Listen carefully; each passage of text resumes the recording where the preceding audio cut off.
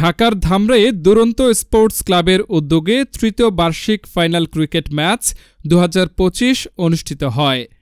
অনুষ্ঠানে প্রধান অতিথি হিসেবে উপস্থিত ছিলেন সাবেক সহসভাপতি ঢাকা জেলা ছাত্রদল HM লুৎফর রহমান।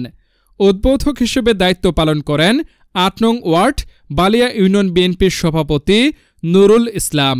এ সময় আরও উপস্থিত ছিলেন আলী হোসেন, সাজ্জাদ মাস্টার, সুভাষ রাজবংশী, মোহাম্মদ মিজানুর রহমান প্রামাণিক, সাবেক কর্মসূচি প্রণয়ন ও পরিকল্পনা সম্পাদক ঢাকা জেলা ছাত্রদল।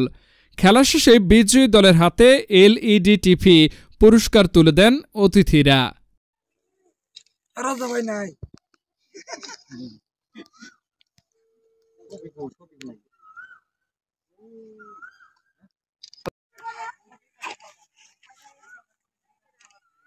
কাকা